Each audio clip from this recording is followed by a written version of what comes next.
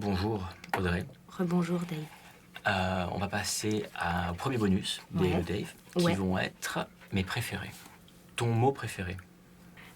Bonjour.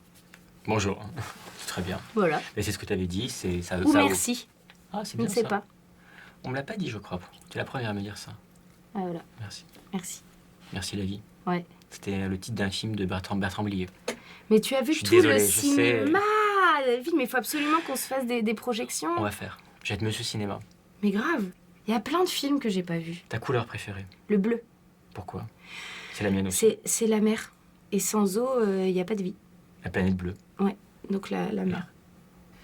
En plus, je trouve ça fou parce que quand tu regardes les trucs des marées, par exemple, la mer bouge selon comment est la lune. Ça a une attraction très forte. Ouais. Et ça a aussi une influence sur nous. Ton son préféré? J'ai fait du piano et du violon. Ouais. Le violon, je trouve... Non, le piano, je trouve ça magnifique. Ouais. T'en joues, toi, je sais. C'est très, très beau, le piano. Et alors, dans ces cas-là, le sol. La note sol? Ouais, la note sol. Je trouve ça beau, le sol. Ça peut être le sol comme un arbre, ça peut être le sol, le sol où on est ancré. C'est pour ça. C'est à multisens. Ouais, c'est à multisens. Le sol. Sur Donc, un le piano. sol. Un sol sur un piano. Ouais. Ton insulte préférée? Nique ta mère. Nique ta mère. Nique ta mère. C'est vraiment mon... Je le dis un peu trop souvent. Ouais.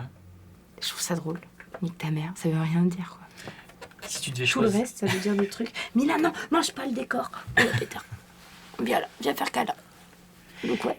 Si tu devais garder un des 5 sens, quel serait ton sens préféré? Le toucher.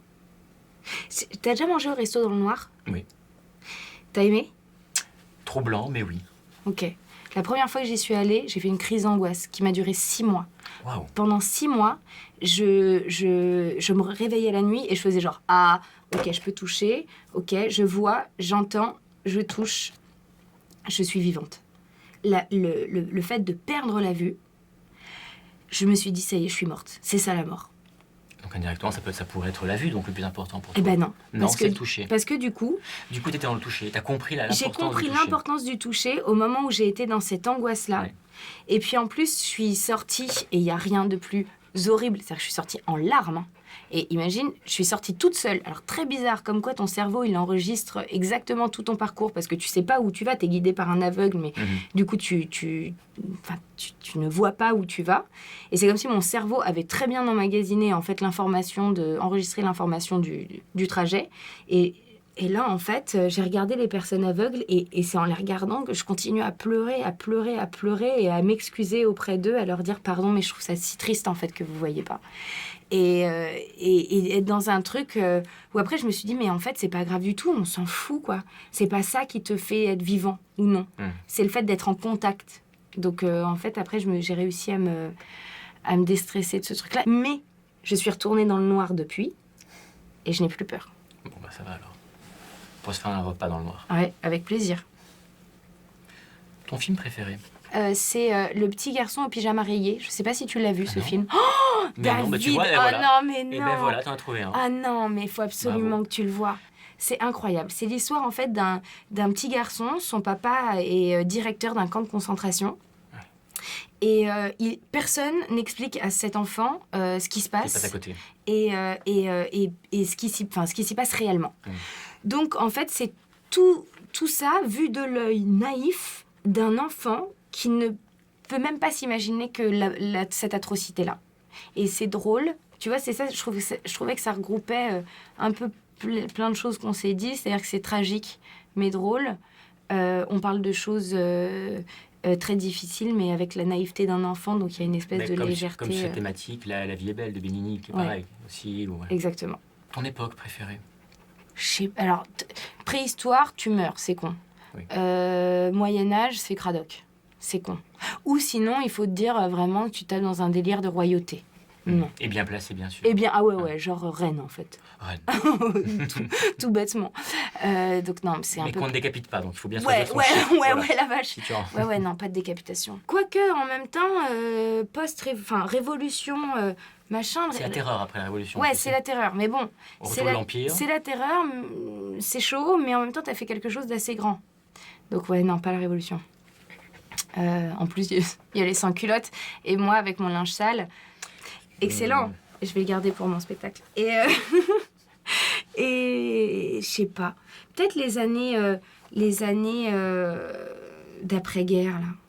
Peut-être ces années-là. Ouais, pour beaucoup de gens. Mais en même temps, on les a pas vécues. Donc, tu vois, je pense qu'il y avait des problèmes aussi quand même à ce moment-là. Ça voulait pas dire que t'étais heureux, mais... Ouais, et puis en tant que femme, c'était pas évident. Dans les années 50, la femme, elle était très engoncée.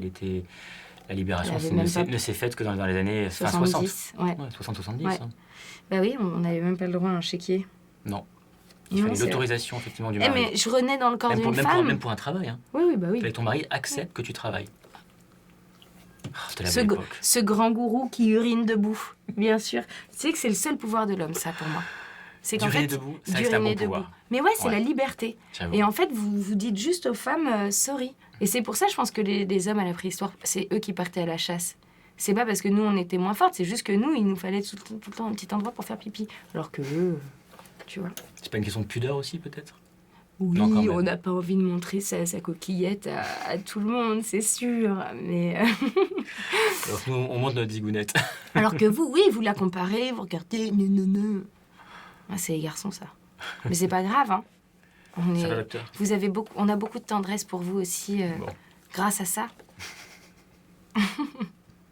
Ton souvenir préféré? Celui que je n'ai pas encore. Ça montre que tu n'es pas un mélancolique, c'est dans le futur. Ouais. C'est dur de ne pas être mélancolique. Hein. Et si tu t'accroches, c'était mieux avant. C'est affreux. C'est horrible. Puis en plus, je trouve que c'est pas vrai.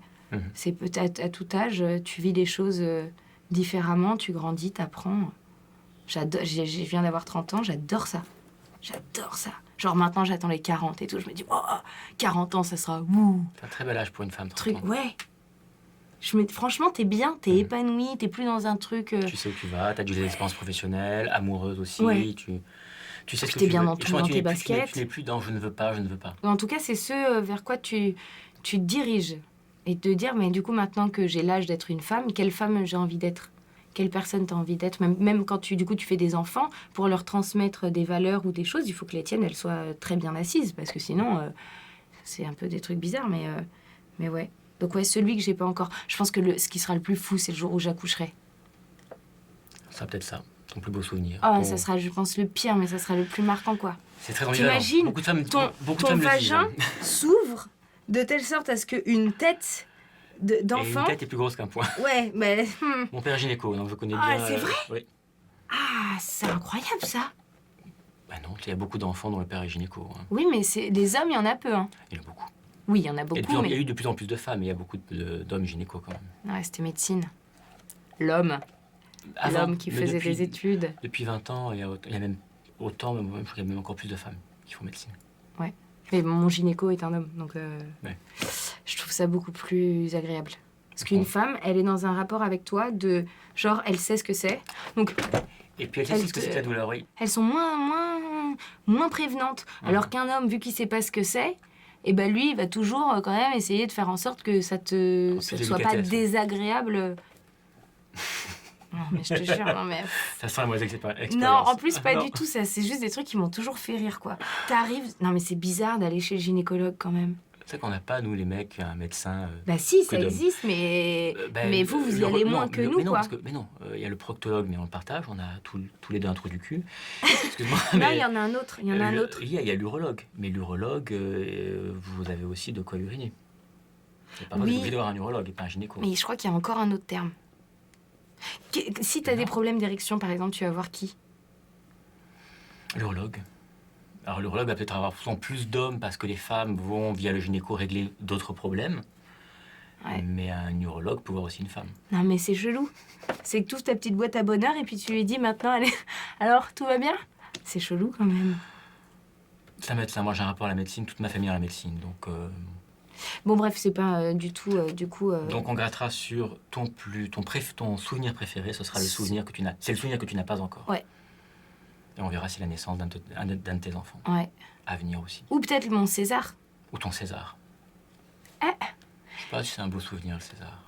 C'est de la vanité. Non, parce que tu vois, moi je veux pas un César, tout comme je veux pas faire du cinéma pour voir ma tête sur un grand écran. Je veux pas avoir un César pour avoir un César. C'est juste qu'en fait, dans notre métier, c'est la seule chose qui est une forme de reconnaissance. Alors après, tu as la reconnaissance du public, voilà. Mais C'est la d'un point de reconnaissance vue de tes pairs. Voilà. Mais tu sais comment ça se passe au niveau des Césars, au niveau de... C'est un comité qui vote, c'est l'académie, c'est n'importe quoi. Surtout en France. Beaucoup moins à Hollywood encore. All right, okay, so I want an Oscar. Un Academy Award. Ouais. Un Oscar. Ok, vendu pour l'Oscar. On dit ça? Ouais, on dit Allez, ça. ok pour l'Oscar. Putain, faut que j'aille bosser là, du coup. Si tu es arrivé jusqu'ici et que tu en veux encore, clique ici en bas à droite. Et si tu veux voir ma prochaine vidéo, abonne-toi à ma chaîne en cliquant ici, sur la gauche.